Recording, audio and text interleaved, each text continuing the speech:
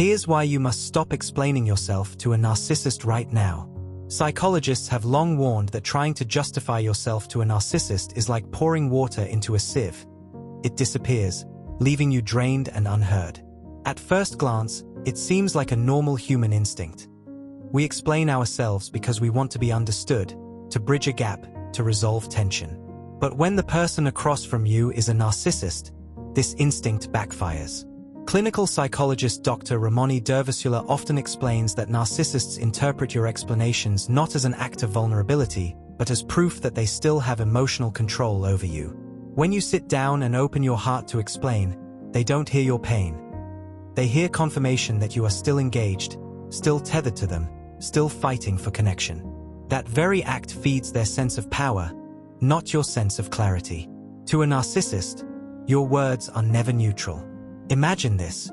You are pouring out your feelings about how much their betrayal or neglect hurt you. Instead of meeting you with empathy, they tilt their head, listening just enough to twist your words into fuel for themselves.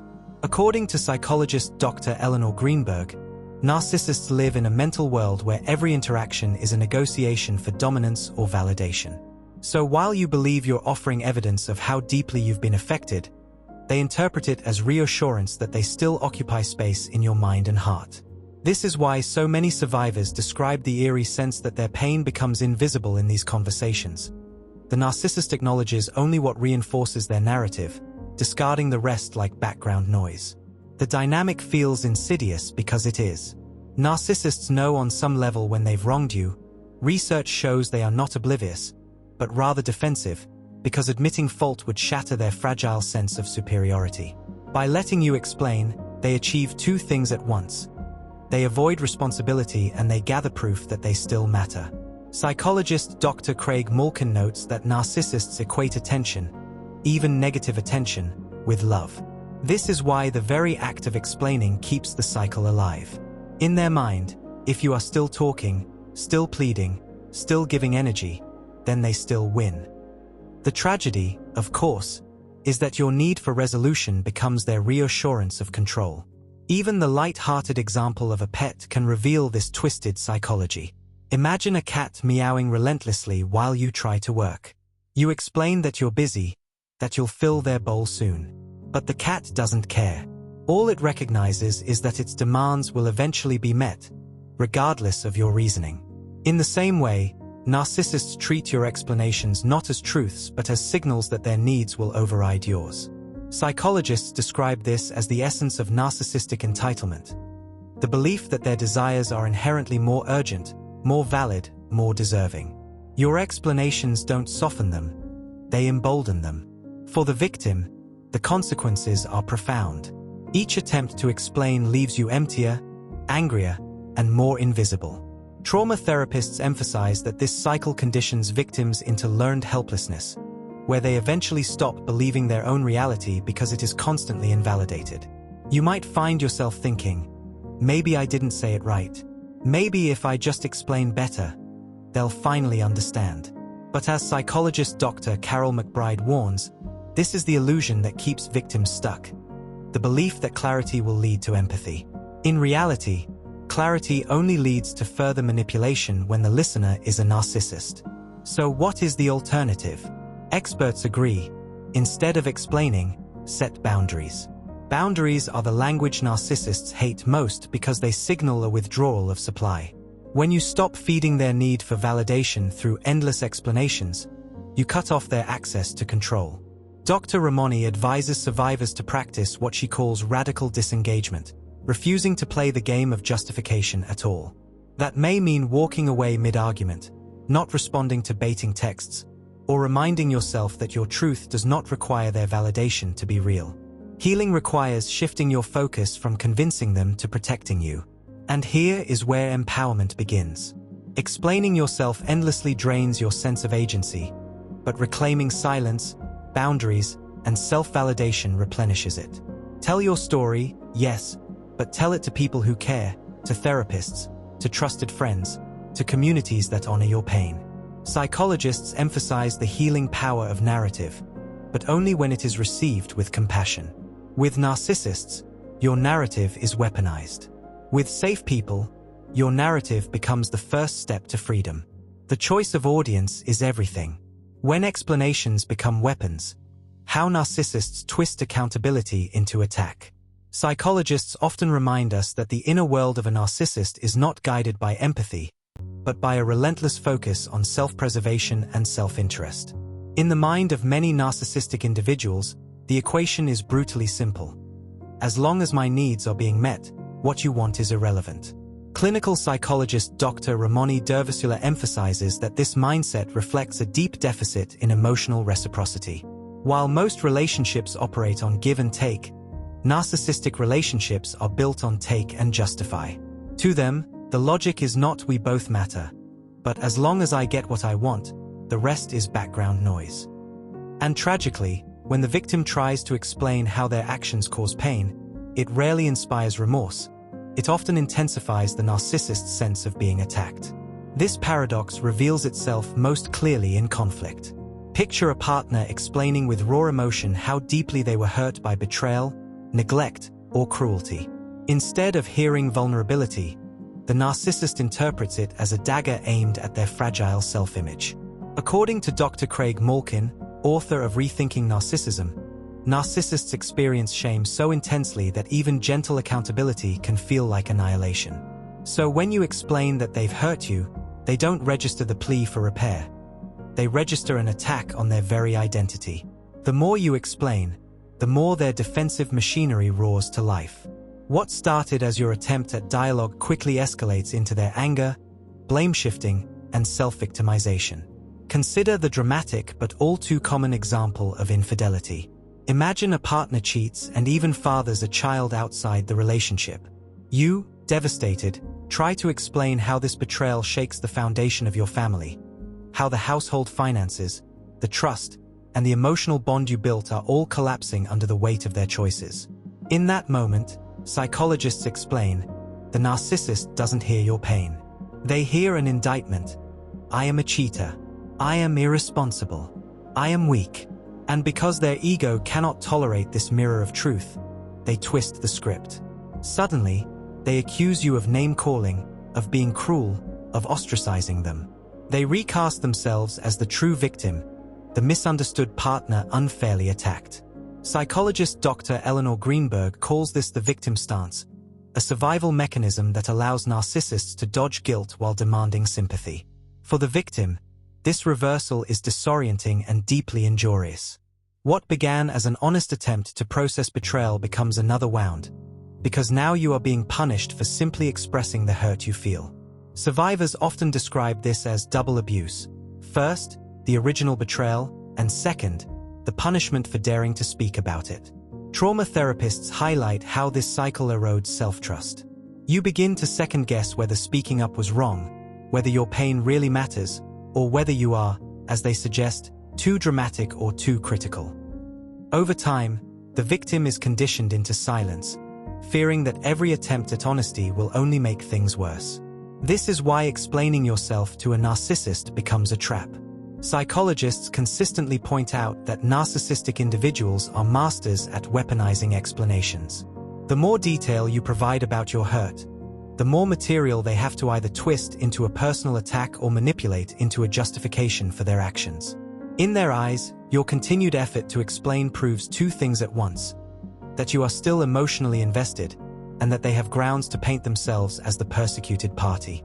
Each explanation becomes ammunition in their psychological arsenal. And when accountability triggers rage, the picture grows even darker. Many narcissists openly dismiss the idea that your pain should matter if it interferes with their pleasure or convenience. Consider their logic. If my needs, whether for sex, admiration, or escape, are satisfied, why should I care if it hurts you? Psychologists describe this as the hallmark of narcissistic entitlement, where empathy is sacrificed at the altar of self-gratification. When victims hear lines like, "What do you expect me to do? You gained weight after the baby," the cruelty cuts deeper because it confirms the truth. The narcissist is not invested in the relationship as a bond of mutual care, but as a vehicle for their gratification. So how can survivors protect themselves? Experts stress the importance of shifting the focus away from convincing the narcissist to care, toward reclaiming one's own agency. Dr. Carol McBride, who has worked extensively with survivors of narcissistic abuse, advises creating what she calls an emotional firewall. Instead of pouring explanations into a void, victims must preserve their energy for healing in safe spaces, with therapists, trusted friends, or support groups. Setting firm boundaries, practicing disengagement, and reminding oneself that empathy cannot be extracted from someone who refuses to give it are all essential steps. Healing begins when you stop trying to win their understanding and start validating your own truth. When your pain becomes their excuse, the psychology of narcissistic blame and deflection. One of the cruelest tricks in the narcissist's playbook is to turn your vulnerability into their justification for betrayal. Picture this: a woman, only 1 month postpartum, her body still recovering from the immense physical, emotional, and hormonal demands of bringing a new life into the world. Instead of receiving support and compassion, she is blamed. "You let yourself go," the narcissist sneers. "I wasn't attracted to you anymore, so I had to cheat." Psychologists like Dr. Ramoni Dervasula emphasize that this kind of blame shifting is a classic defense mechanism, designed not only to dodge accountability but also to project shame onto the victim. The narcissist cannot bear to sit with their own flaws, so they offload them onto the very person they've harmed. In this warped narrative, the betrayal isn't about their selfishness or lack of empathy. It becomes your fault for daring to be human. The psychological devastation of such moments is profound. Survivors often describe being trapped in a haze of confusion, wondering how their natural postpartum body could possibly justify infidelity. Psychologist Dr. Carol McBride notes that this tactic erodes self-worth by exploiting deeply vulnerable life stages, moments when you most need reassurance and instead receive rejection. The narcissist thrives in these spaces because your instinct to explain, to defend, to clarify only feeds their narrative. Each time you plead, "But I just had a baby," they hear not your truth, but an opportunity to reassert dominance. "See? You admit you changed. That's why I was right to leave." The more you explain, the tighter the noose of blame becomes. And this mentality does not stop with partners. Narcissistic parents wield similar tactics, often with language steeped in guilt and gaslighting. Imagine a child, now an adult, finally gathering the courage to tell their mother, "I struggle today because you weren't there. You chose parties and affairs over raising me. You neglected me, and it shaped who I am." In a healthy relationship, such vulnerability might open the door to repair. But for a narcissistic parent, as psychologist Dr. Eleanor Greenberg explains, such honesty feels like an existential threat. Rather than acknowledge their role, they explode with defensiveness. "After everything I've done for you, I gave you life. You're ungrateful." Suddenly, the focus shifts from their years of neglect to your supposed betrayal for daring to speak the truth. This is gaslighting in its purest form, erasing your lived reality and replacing it with their wounded narrative. For the victim, this reversal is maddening. What began as an attempt to make sense of their past turns into another round of invalidation. According to trauma therapists, when explanations are consistently twisted into accusations, the nervous system itself adapts by entering a state of hypervigilance. Victims learn to anticipate rage and rejection every time they try to assert themselves. Over years, this conditioning can create what psychologists call fawning, a trauma response where the individual silences their truth and placates the abuser in the desperate hope of keeping peace. The cost is immense. Your story remains untold, your pain unacknowledged, and your healing postponed. This is why explaining yourself to a narcissist so often feels indistinguishable from holding them accountable, and why it almost always ends in chaos. Accountability requires the capacity to tolerate shame and to reflect on one's actions. But psychologists point out that narcissists often lack what Dr. Heinz Kohut called a stable self-structure. Their fragile ego cannot withstand the idea that they might be at fault, so they react with rage, denial, or counterattack. To you, it feels like they are losing their mind the moment you hold up a mirror. To them, it feels like survival, because admitting fault threatens to unravel the false self they've carefully constructed. For those trapped in this cycle, the path forward begins with a painful but liberating truth.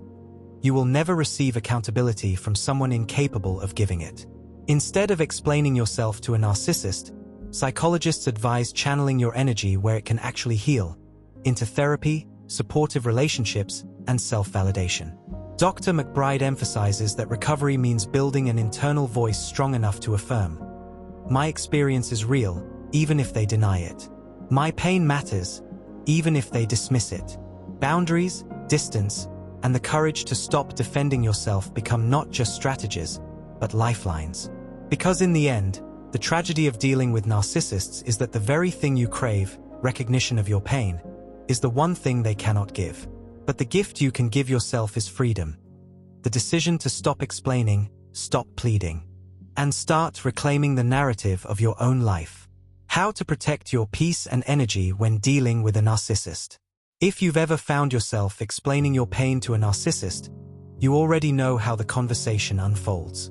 They hear you, but not in the way you hope. To most narcissistic individuals, your words are not a plea for empathy but a ledger of how your pain might inconvenience them.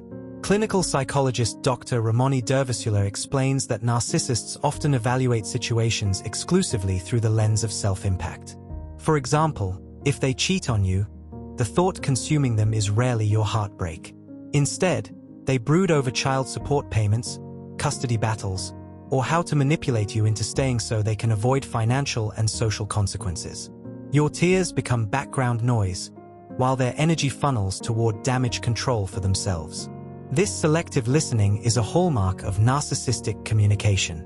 Victims often report feeling like characters in the Peanuts cartoons, where Charlie Brown's teacher speaks in muffled wah-wah-wah tones.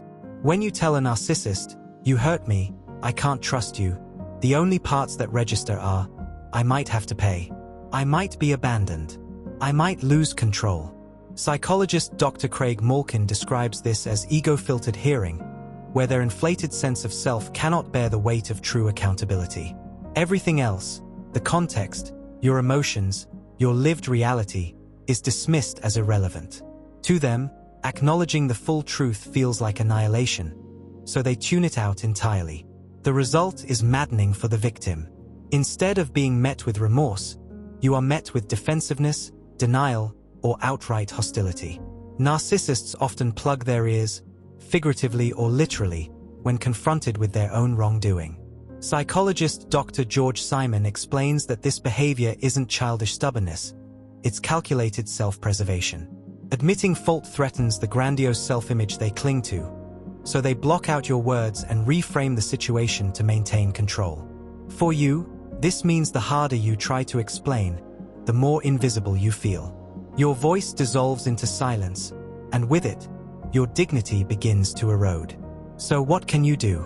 The answer lies not in explaining more, but in protecting your peace.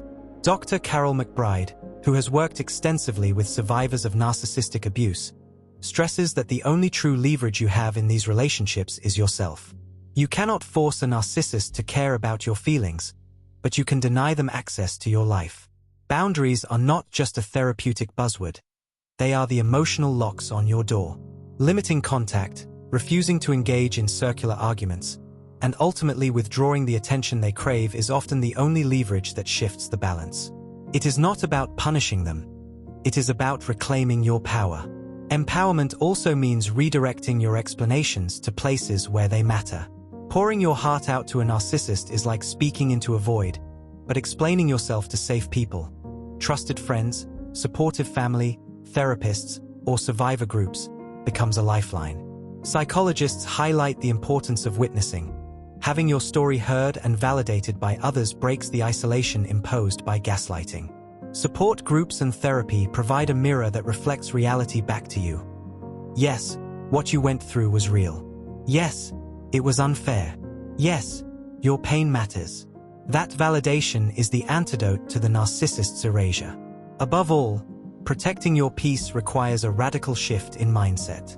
Instead of striving for them to understand, focus on understanding yourself. Instead of waiting for them to acknowledge your worth, commit to acknowledging it daily in your own life. Trauma specialists remind us that healing is not about changing the narcissist. It is about reclaiming the parts of yourself that were silenced under their control. This is not trivial. It is survival. And while it may feel daunting, Every act of boundary setting and self-validation builds the scaffolding for your recovery. Because here is the hard truth. Narcissists will continue to operate in ways that benefit them, not you. But you have the power to break free from the endless loop of explanations, excuses, and erasure. Protecting your peace means refusing to let your energy be drained into a black hole of denial. It means choosing yourself again and again, until your voice feels strong, clear, and unshakable.